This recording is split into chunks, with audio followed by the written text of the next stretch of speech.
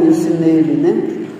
Então esta carta, ela é uma das cartas que mais expõe o Antigo Testamento numa perspectiva cristã.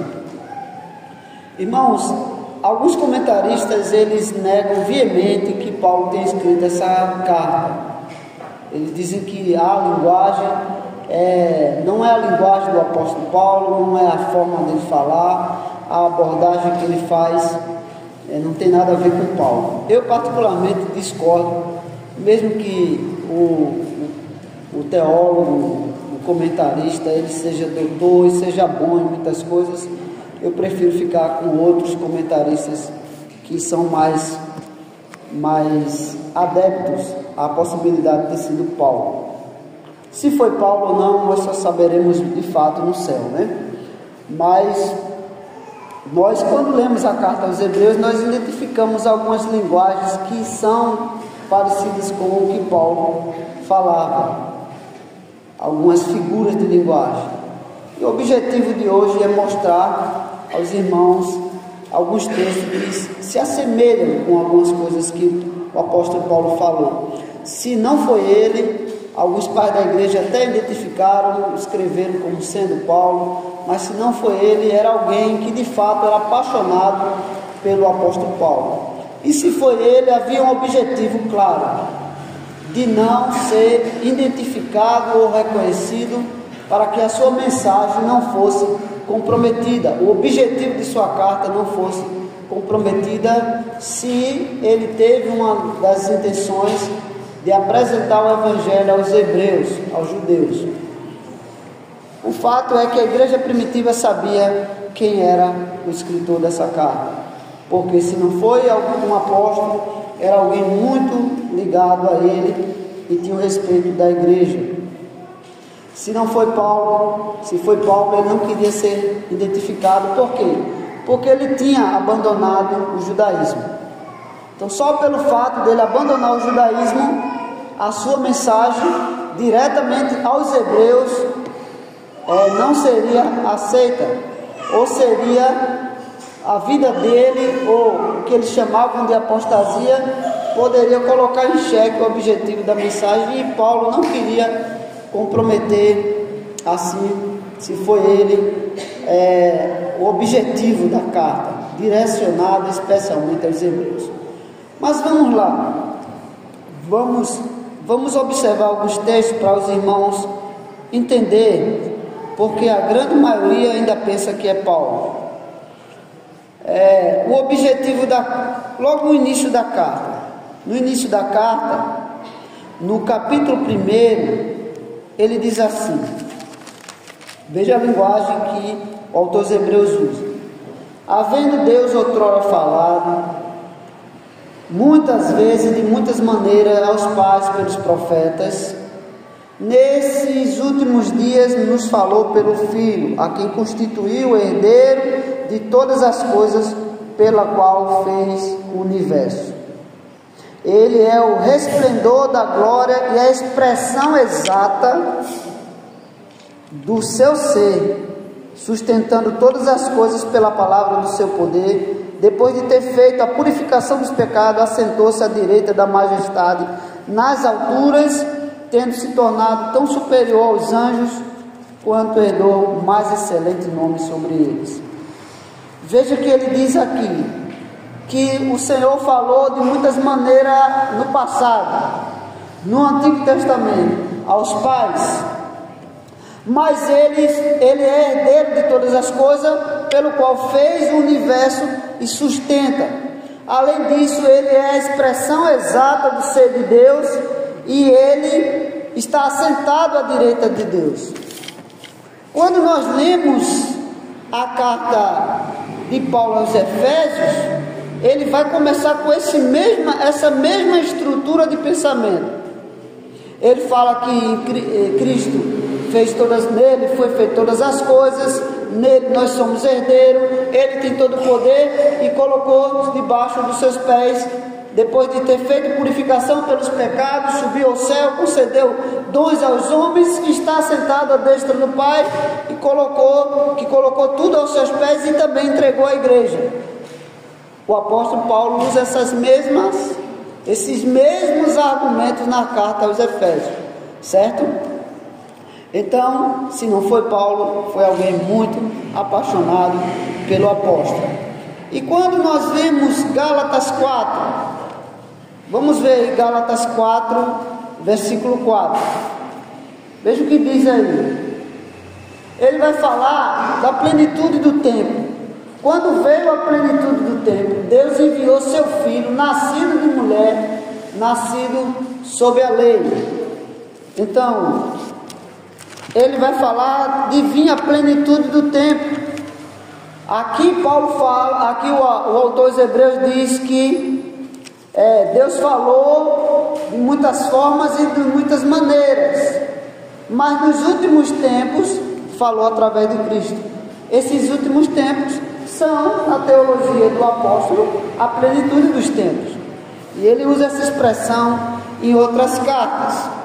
Mas, além disso, o objetivo desta carta,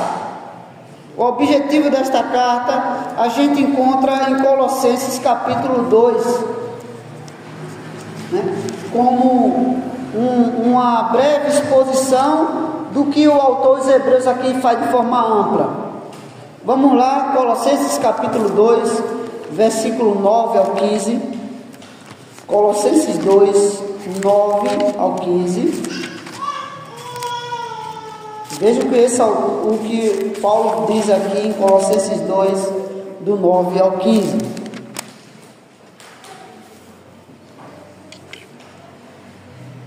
A advertência contra os falsos ensinos, a divindade de Cristo e sua obra redentora. A divindade de Cristo e sua obra redentora está claramente exposta na carta aos Hebreus. Mas veja o que ele diz aqui: cuidado, que ninguém vos venha enredar com suas filosofias e suas vãs sutilezas, conforme as tradições do mundo, dos homens, conforme os rudimentos do mundo, e não segundo Cristo, porque nele habita corporalmente toda a plenitude da divindade. Aos Hebreus o autor disse assim: nele habita, ou nele está a expressão exata do seu ser. A expressão exata do seu ser é equivalente à habitação corpórea da plenitude da divindade. Ser pleno é ser completo, é ser exato. Então, mesmo que use linguagens semelhantes, o assunto é o mesmo. Mas diz que também nele estás aperfeiçoados. Ele é o cabeça de todo principado e potestade. Neles foste circuncidados, não por intermédio de mãos, mas no despojamento do corpo da carne, que é a circuncisão de Cristo, tendo sido nele sepultado. Então ele ataca aqui a questão da circuncisão, não apenas como um rito ou como um sinal de um ato externo ou físico, mas de um selo do Senhor, né? Mas o versículo 18 também diz, vai dizer, o texto segue dizendo que nós estávamos mortos nos delitos e pecados. O versículo 14 diz: tendo cancelado o escrito de dívida que era contra nós e que constava de ordenanças. É uma coisa que o autor dos Hebreus faz enfaticamente, a questão das ordenanças, o qual era prejudicial, removeu inteiramente, cravando na cruz e despojando os principais e potestades, publicamente os expôs ao desprezo, triunfando deles na cruz. Então, o autor dos Hebreus no capítulo 12 diz que ele não fez caso da ignomínia, da vergonha, da exposição dele na cruz. Aqui é uma expressão muito semelhante, porque sabe como Cristo foi crucificado? Despido, sem roupa alguma, sem nenhum paninho cobrindo as partes íntimas. Então ele foi despojado, envergonhado, humilhado, despido, mas naquele ato dele despir-se, dele ser despido e colocado e pregado na cruz, sendo envergonhado, foi na verdade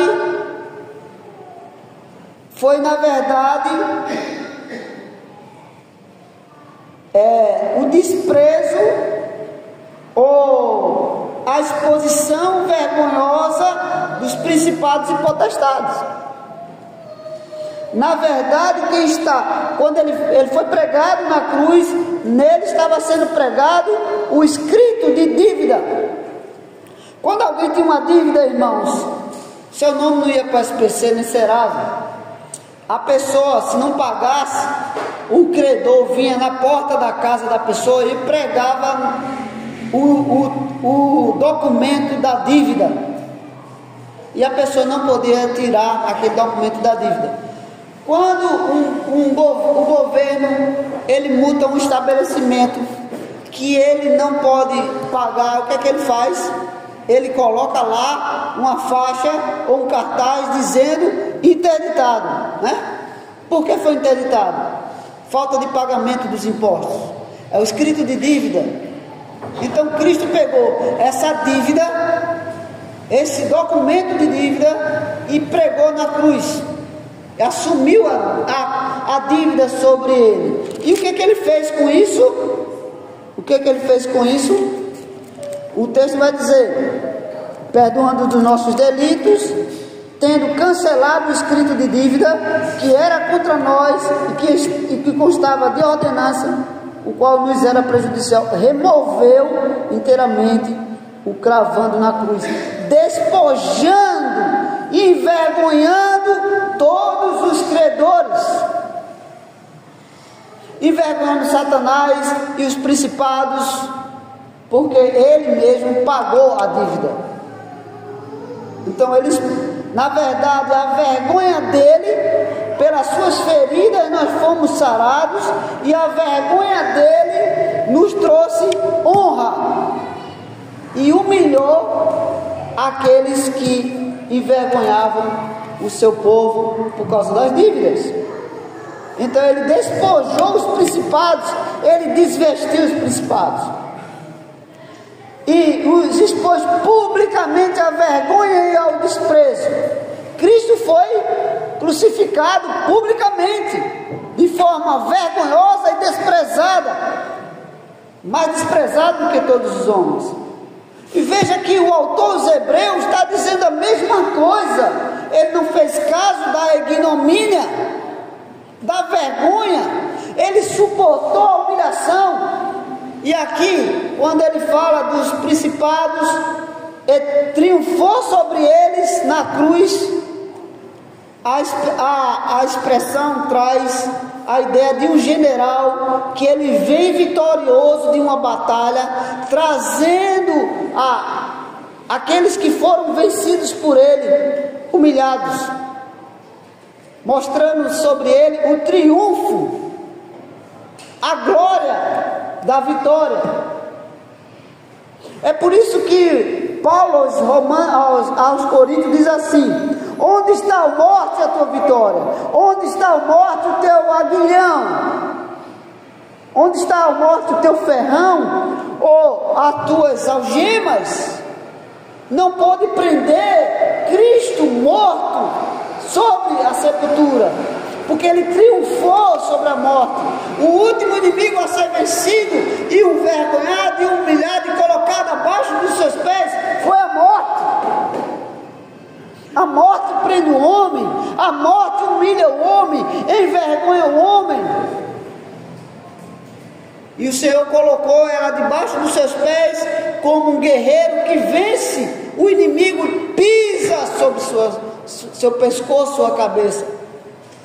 É por isso que em batalhas antigas, quando alguém vencia um oponente, ele colocava o pé sobre ele. E aqui o texto de Paulo aos Colossenses diz exatamente isto. E o autor dos Hebreus diz a mesma coisa.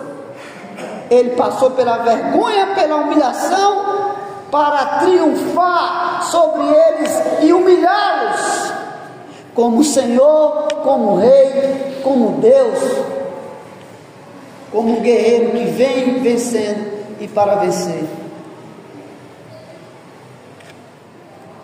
E aí a humilhação de Cristo na cruz, na verdade, foi a remoção da nossa dívida. E na verdade a humilhação que ele passou não era dele, mas nossa. E a vitória sobre a cruz declara isto. E assim os principados e potestades foram, na verdade, humilhados na humilhação de Cristo. Tem um livro do John Owen que diz assim, que o título é interessante: A morte da morte na morte de Cristo. A morte chegou ao seu fim pela morte de Cristo. É por isso que ele garante a vida eterna. Ele suportou a humilhação para triunfar sobre eles. Então, o que o autor dos Hebreus diz, Paulo também diz aqui. Mas veja outra coisa que nos assemelha com o que Paulo disse, ou com o autor dos Hebreus destaca o versículo 18. O versículo 16 já diz, ele ataca exatamente o que o autor dos Hebreus ataca. Versículo 16: ninguém, pois, vos julgue por causa de comida e bebida, ou dia de festa, ou lua nova, ou sábados, porque tudo isto tem sido sombra das coisas que haviam de vir. Porém o corpo é de Cristo. Os judeus super enfatizavam as bebidas doces, os dias de festas, as festas litúrgicas como a Páscoa, a festa do tabernáculo, e eles destacavam também as luas novas, a mudança do mês, eles destacavam os sábados. Mas o Senhor, o apóstolo diz aqui que estas coisas são sombras de Cristo. O autor dos Hebreus diz que o próprio descanso era um descanso que apontava para Cristo, um descanso que viria. O próprio descanso era uma sombra do descanso perfeito e superior.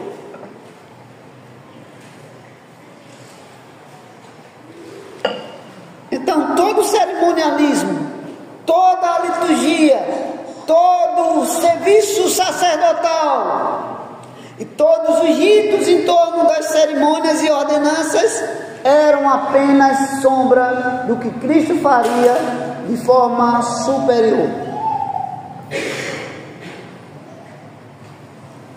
Você pode discordar que Paulo não seja o autor dessa carta, mas veja que a linha de raciocínio, não sei se a igreja está me acompanhando, é a mesma. O assunto é o mesmo, o argumento é o mesmo. E veja o que ele diz: ninguém se faça árbitro contra vós outros, pretextando humildade e culto dos anjos, baseando-se em visões, enfatuado sem motivo algum na sua mente carnal, e não retendo a cabeça, do qual todo o corpo, suprido e bem vinculado por suas juntas e medulas, por suas juntas e ligamentos, cresce o crescimento que procede de Deus. Juntas e ligamentos. Outra expressão que é usada no autor dos Hebreus. A palavra de Deus é tão cortante que ela pode dividir juntas e medula. Juntas e ligamentos. Mesmo que ele use palavras diferentes, ele tem a mesma linha de raciocínio, semelhante ao apóstolo Paulo. E se não foi ele, foi um grande admirador e leitor do apóstolo. Mas o que me chama a atenção, irmãos, além dessas evidências, pelo menos na temática do texto, são as comparações que a gente vê agora no capítulo 12 aos Hebreus. Vamos lá? Capítulo 12 aos Hebreus. No capítulo 11, lembra que ele fala dos heróis da fé, né? Ele dá o exemplo do Antigo Testamento, certo? Ele dá o exemplo daqueles dos heróis da fé, ou dos patriarcas, né? Como outrora o Senhor falou com eles, e da perseverança da fé deles. Inclusive, este é um outro tema importante nessa carta: a perseverança na fé, a exemplo dos pais da igreja, a exemplo dos patriarcas, é um dos temas, né? Ele enfatiza isso, ele destaca isso. No capítulo 2 ele diz: importa que nos apeguemos com mais firmeza. No capítulo 3 ele diz: por isso, santos irmãos, considerai atentamente a Jesus. Aqui ele vai dizer isso: tende cuidado. Lá ele diz aos hebreus, aos colossenses: ninguém vos venha enredar, tenham cuidado, que ninguém vos venha enredar, vos desviar, vos enlaçar nas suas filosofias e nas suas ordenanças passadas. Temamos, portanto, capítulo 4 que nós lemos: esforcemos-nos, pois, para chegar ao trono da graça, entrar no descanso. Conservemos firmes a nossa confissão, não voltando de novo para os rudimentos do judaísmo. Paulo diz isso o tempo todo em suas cartas aos Gálatas, aos Colossenses e aos Romanos.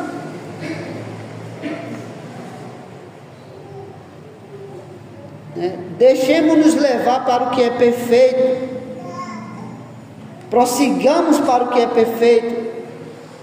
Isso no capítulo 6 ele diz isso, semelhante ao que ele diz aos Filipenses: nós que não dizemos que alcançamos a perfeição, mas prosseguimos para o alvo, para a perfeição. Então ele usa a mesma linguagem no capítulo 6. Desejamos, porém, que cada um de vós continue mostrando até o fim a mesma diligência, a mesma dedicação. Lá aos Filipenses Paulo diz assim: andemos de conformidade com o que já alcançamos, diligentemente. Capítulo 10: aproximemo-nos com um coração sincero. E aqui no capítulo 12 ele diz: portanto, despojando de todo o peso, e sejamos constantes no amor fraternal, não deixando de congregar, como é costume de alguns, né? Várias exortações a permanecer fiéis. E aqui no capítulo 12, no versículo 1, ele diz assim: portanto, irmãos, depois desses exemplos todos de fidelidade, de perseverança no Antigo Testamento, também nós, visto que temos a rodear-nos tão grande nuvem de testemunhas, desembaraçando-nos de todo o peso e do pecado que tenazmente nos assedia, corramos com perseverança a carreira que nos está proposta. Lembra que Paulo disse aos Filipenses: completei a carreira, guardei a fé, combati o bom combate, completei a carreira e guardei a fé. Aqui o autor aos Hebreus usa a mesma linguagem. Veja, ele usa a linguagem de um combate e ele usa a linguagem de um atleta. Quando ele diz assim: nós temos uma nuvem de testemunhas, é como ele olhando para um estádio cheio de pessoas testemunhando da fé deles. Como aconteceu no Coliseu, muitos cristãos foram mortos, mas as pessoas à sua volta testemunhavam e assistiam à sua fé. A linguagem aqui, a fidelidade deles, a linguagem aqui é semelhante. Uma nuvem de testemunhas daquele fato, daquele evento, como em um estádio de competição atlética, seja ela de luta, seja ela de corrida. Ele diz que primeiro desembaraçando-nos de todo o peso.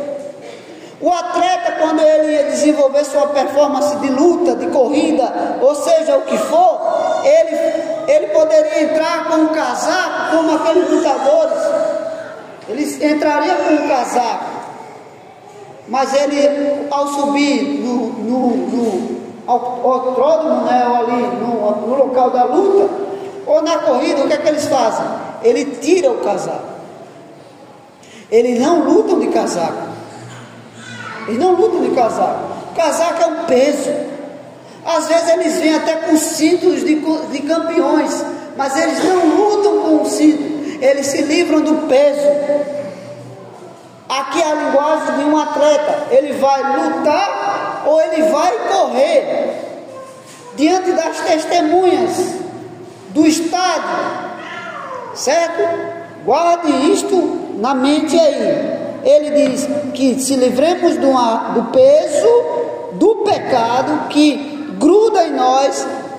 Tinha uma cola, não sei se ainda tem, chamada cola tenaz, está lembrado? Lembrado cola tenaz? A palavra tenaz é algo que gruda, né? É algo que pega, é algo que... Então ele diz, nos livremos disso. Por isso que ele diz, nos achegamos ao trono da graça, com confissão, confiadamente, e nos livremos daquilo que pesa, seja as ordenanças que eram prejudiciais, seja o peso do pecado. Confessemos verdadeiramente a Cristo e que temos perdão nele, e assim encontraremos descanso verdadeiro e genuíno para nossas almas. Mas ele usa também a linguagem de alguém correndo com perseverança, olhando firmemente para o autor e consumador da fé, porque não é só o autor da fé, é o consumador da fé. Paulo disse nas suas cartas o seguinte: Paulo disse assim: aquele que começou a obra em nós há de completá-la. Autor e consumador. Autor e consumador está dizendo a mesma coisa. Aquele que começou a obra em vós há de completá-la. Por quê? Porque, como o autor dos Hebreus diz, ele é o autor, começou a obra, há de completá-la, porque ele é o consumador dela. É por isso que quando Cristo morreu na cruz, ele disse: tudo está consumado. Autor e consumador da nossa fé. Pode parecer difícil, mas o argumento, o assunto é o mesmo. A linha de raciocínio é a mesma. A linguagem pode trazer alguma diferença, mas o pensamento é o mesmo. Ele diz: quem é o autor e consumador da fé? Jesus. Por isso Jesus disse: não fosse vós que me escolheste, eu escolhi a vocês.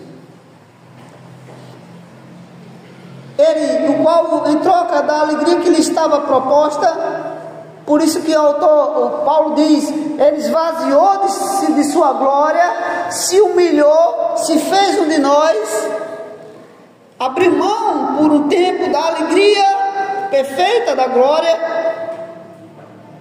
para suportar a cruz, não fazendo caso da vergonha e da humilhação que iria passar.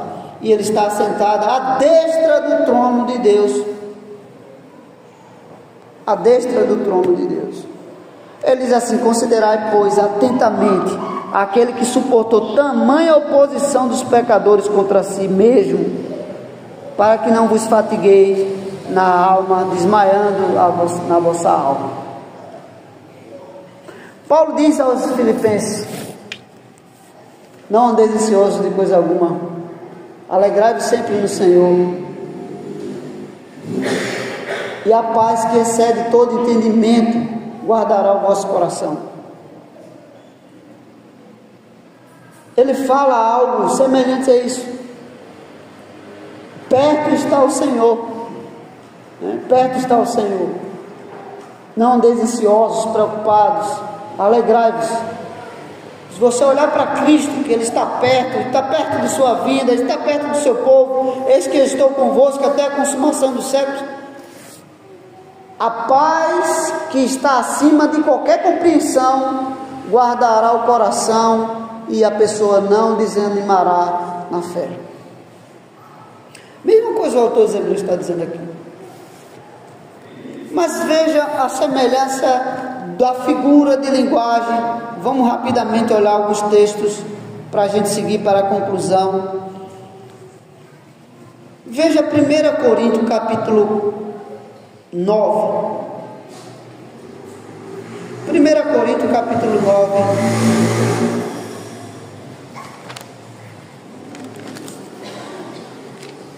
Versículo 24. 1 Coríntios capítulo 9, versículo 24. Veja a linguagem que Paulo usa aqui, quando ele vai falar 9, 24 ao 26. Paulo aqui está falando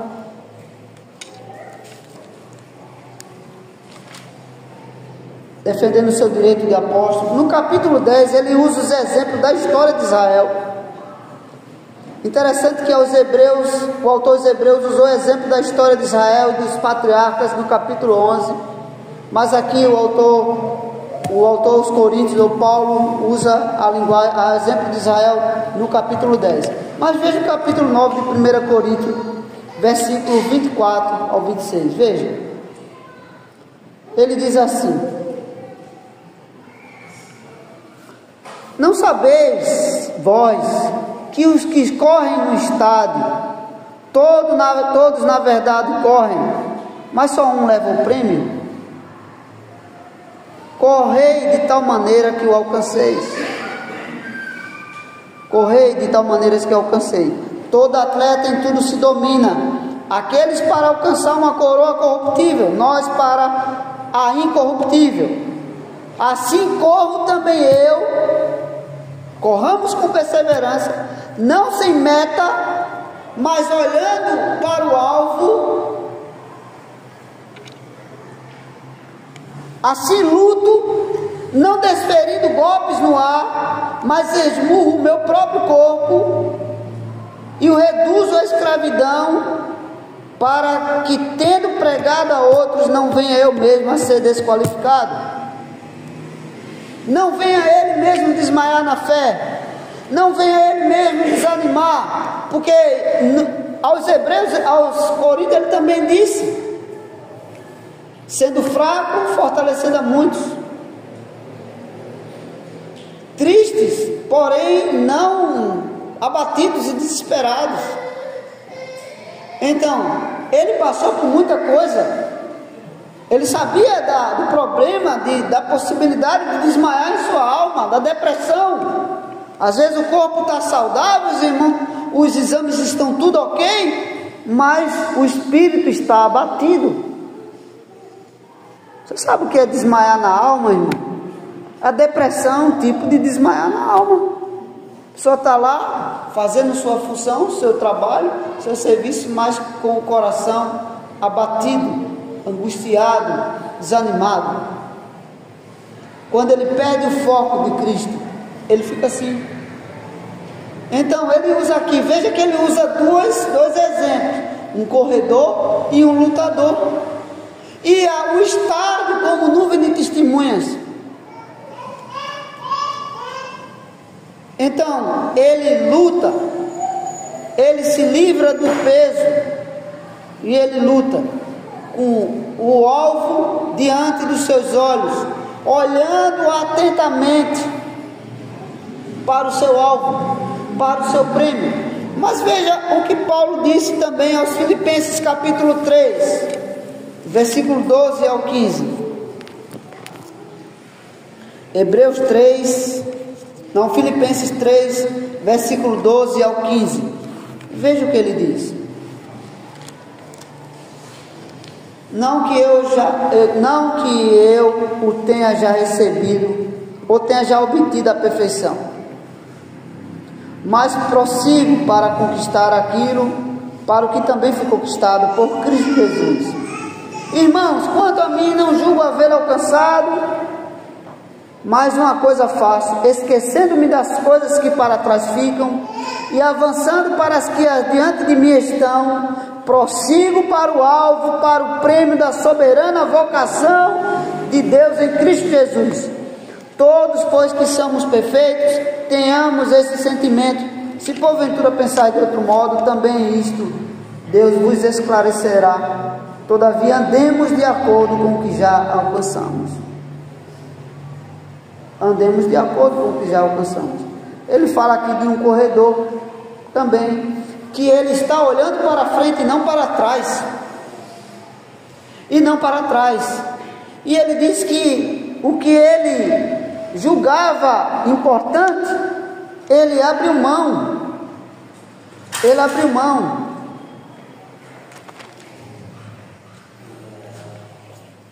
Ele abriu mão.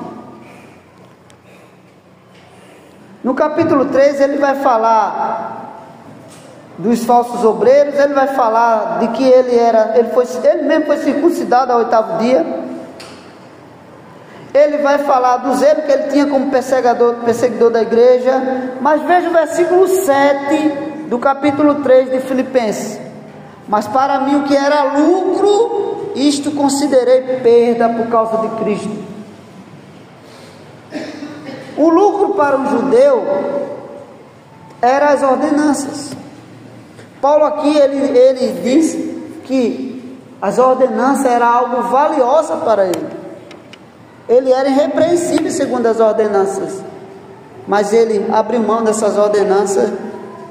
Versículo 8 ele diz: sim, deveras considero tudo como perda por causa da sublimidade do conhecimento de Cristo, meu Senhor, por amor do qual perdi todas as coisas e considero como refúgio para ganhar a Cristo e ser achado nele, não tendo justiça própria que procede de lei, senão a que é mediante a fé em Jesus Cristo, justiça que procede de Deus, baseada na fé, para o conhecer e o poder da sua ressurreição e a comunhão dos seus sofrimentos, a ignomínia e a vergonha que ele passou, conformando-me com ele na sua morte, para que de algum modo alcançar a ressurreição dos mortos. Veja que ele fala que tudo que ele considerava importante de ordenanças, ele abriu mão por causa da sublimidade, a superioridade do conhecimento que ele agora tinha em Cristo. O mesmo tema, o mesmo assunto da carta aos Hebreus. Mesmo tema, mesmo assunto. Superioridade, sublimidade de Cristo. Muito superior a Moisés e todo o sacerdócio levítico.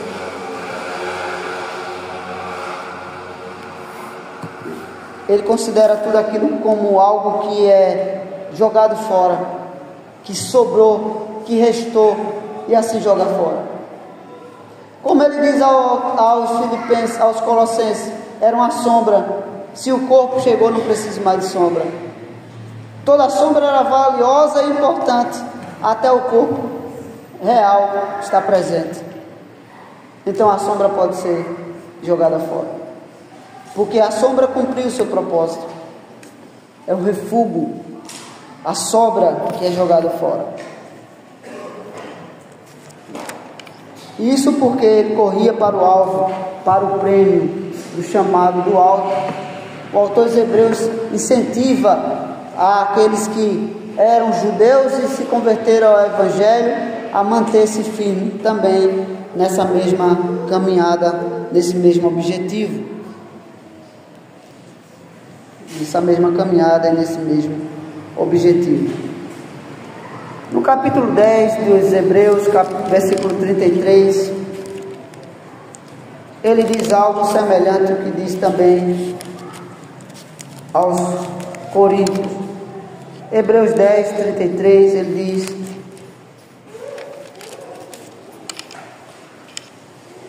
que eles estavam expostos a um espetáculo. Hebreus 10, 33, veja o que ele diz.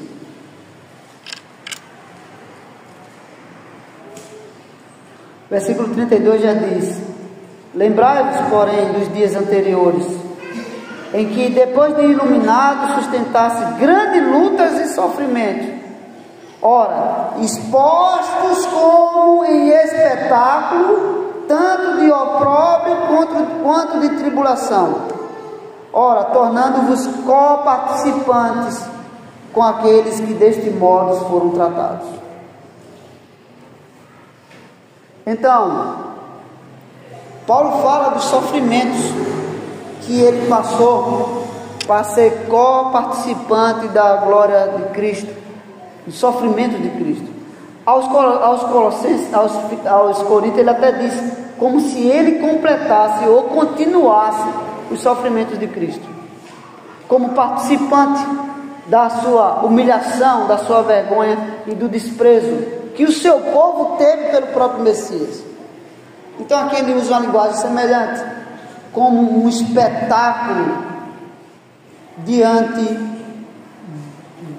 sendo exposto como em um espetáculo. Agora veja o que Paulo diz aos Coríntios, no capítulo 4, versículo 9 da primeira carta. Agora sim, para concluir, irmãos, e partimos para a aplicação. 1 Coríntios 4, 9.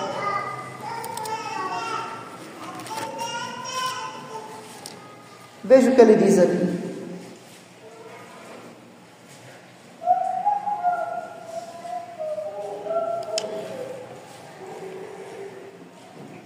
Primeira Coríntios 4, 9. Ele diz: já estáis fartos, o versículo 8 diz: já estáis ricos, chegasse a reinar em nós? Sim, tomara reinasse, para que também nós viéssemos a reinar convosco. Versículo 9 diz assim: porque a mim me parece que Deus nos pôs a nós, os apóstolos, em último lugar, como se fôssemos condenados à morte, porque nos tornamos espetáculo ao mundo, tanto a anjos como a homens.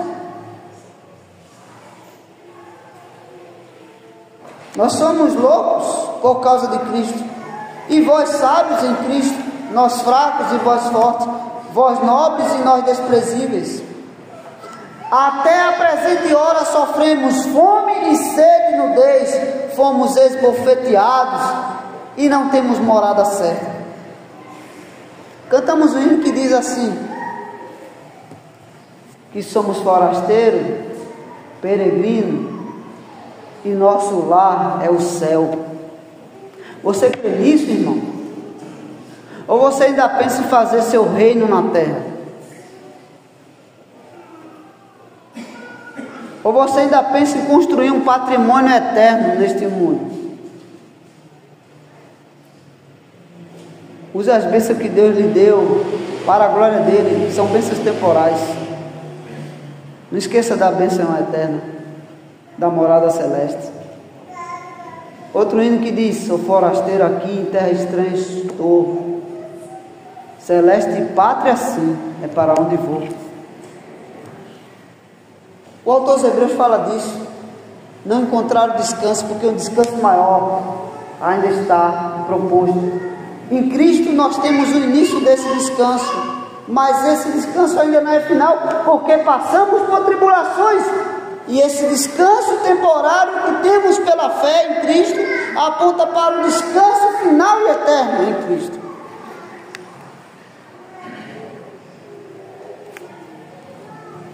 Aí ele diz: e nos afadigamos trabalhando com nossas próprias mãos, quando somos injuriados bendizemos, quando perseguidos suportamos.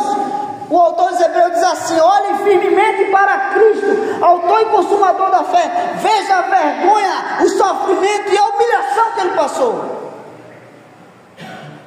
para quando você sofrer e passar por qualquer angústia que seja, você não desmaie na fé. Quando você for posto como espetáculo para os leões devorá-lo, você não esmoreça e seja como os mártires da igreja, firme até a morte, e mesmo que seja morte de cruz, a semelhança de Cristo. Ele diz Quando caluniados, procuramos conciliação. Até agora temos chegado a ser considerados lixo do mundo, escória de todos. Ou você ainda quer ser honrado pelo mundo ímpio?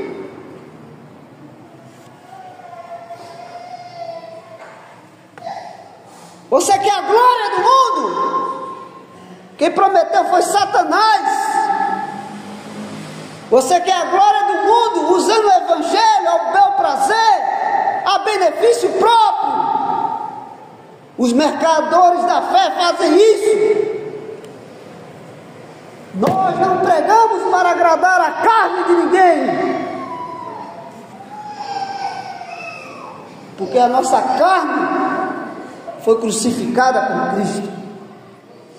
Não buscamos a glória dos homens, nem agradar os seus ouvidos, porque o evangelho não é para massagear egos dos homens, orgulhos infláveis.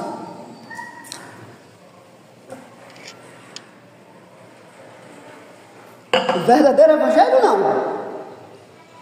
O falso evangelho você encontra em qualquer lugar. Basta acessar a internet, que o seu ego vai ser massageado, que o seu ouvido vai sentir cosquinhas. Você quer ser cercado por falsos mestres que agradem o seu coração? Ou você quer a verdade do evangelho? Então,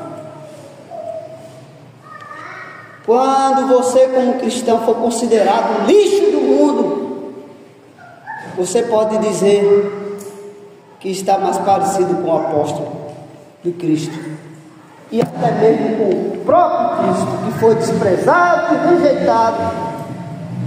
Mas olhemos para o exemplo dele. Ele não julgou importante, ele não se abateu pela vergonha, o opróbrio, a humilhação na cruz. Ele poderia ter descido dali, ele poderia julgar Pilatos em vez de ser julgado por ele. Ele disse: eu poderia rogar ao Pai que mandasse uma legião de anjos e devastasse tudo.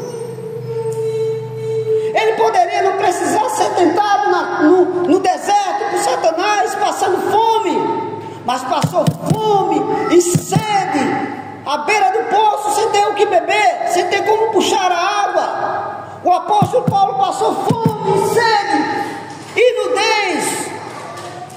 Será que o exemplo de Cristo deixou de ser uma cruz para ser um pódio? O trono não é neste mundo, irmão. O prêmio não é na terra. O prêmio não é ficar rico, ser famoso.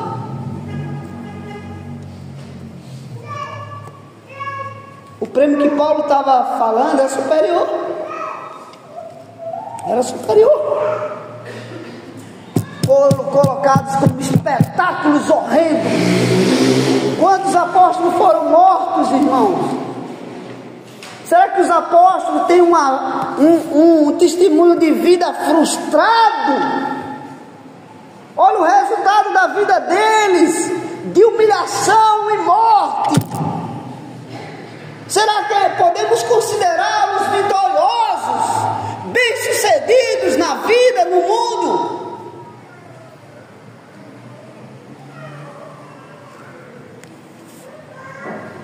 Você deixa tudo para servir ao Senhor?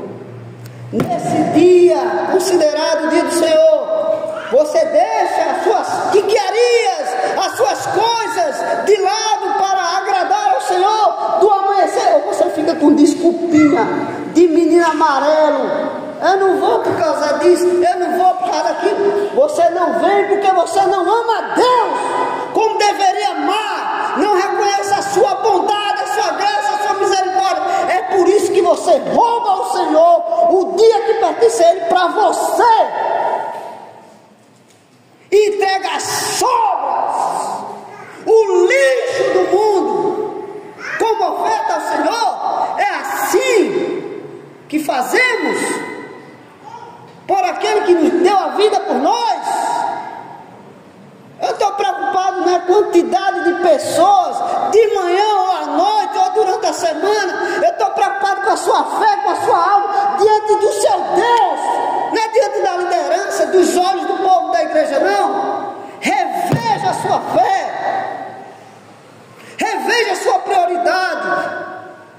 Veja o seu coração, se é grato de fato a Deus.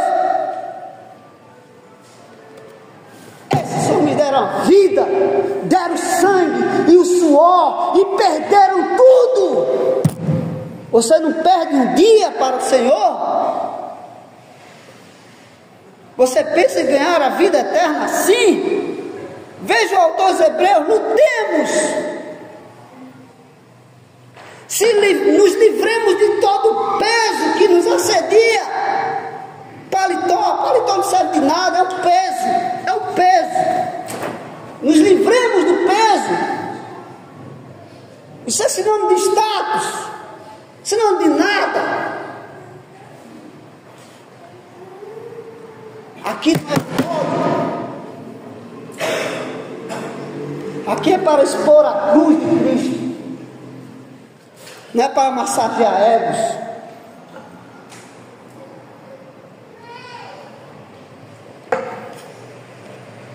Quer massagear ego? Vai escutar pregações de autoajuda. Vai curtir, vai comentar, vai botar coraçãozinho dos falsos mestres, dos falsos profetas, dos pregadores coaches, que dão dicas para você ser rico. Ministro de Satanás, que Satanás prometeu riqueza e status a Cristo. A Cristo, que dirá a nós?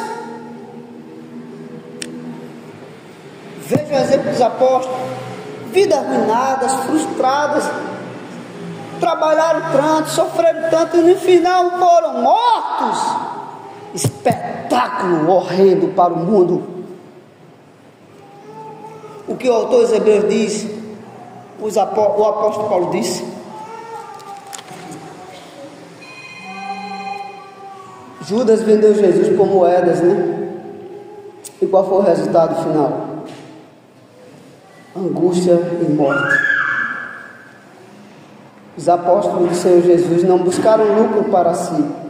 Pelo contrário, tudo que o mundo considerava como lucro, ele jogou fora. Se você tem algum pecado de estimação, que você venera, que você adora no domingo, no dia do Senhor, jogue fora. É um peso que está grudando em você. Jogue fora. É inútil. Tudo que não é eterno é eternamente inútil. Aqui é o lugar, o momento, o dia de pensarmos no alto. E não apenas no que podemos usufruir temporariamente nesta vida. Que Deus nos dê a graça, irmão, de perseverar, de permanecer firme, de amar a Cristo como bem superior, sublimidade de Cristo, de ouvirmos e atendermos a soberana vocação daquele que nos chamou do alto para a sua glória, que nos tirou do império das trevas. Que seu coração ame de fato e de verdade ao Senhor, que amou você de tal maneira que deu a sua vida humilhado em uma cruz. Reveja seu amor a Cristo. Reveja seu amor a Cristo. Somente isso serve para a nossa aplicação e meditação. Veja o que os homens de Deus passaram. Sangue, suor derramado. Se vier uma perseguição, quem estiver na igreja vai morrer. Você vai fugir ou vai ficar para morrer? Conta-se a história de um soldado que chegou em um acampamento de outros soldados e disse assim: eles estavam reunidos para adorar o Senhor, e ele disse assim, pegou todo mundo desprevenido, né? E disse: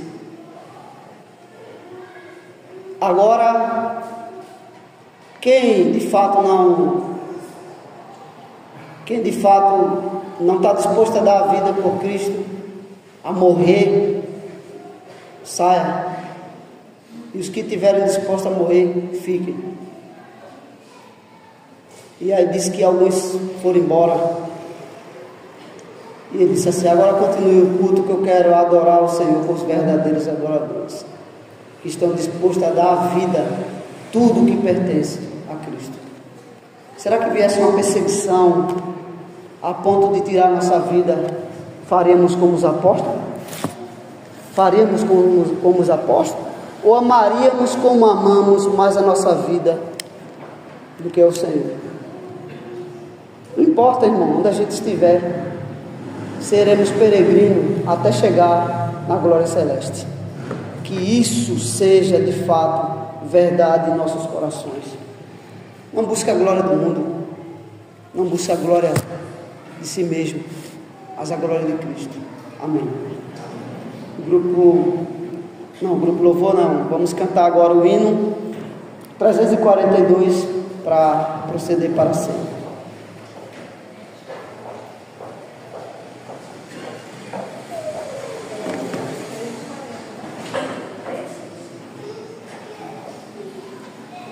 Esse negócio de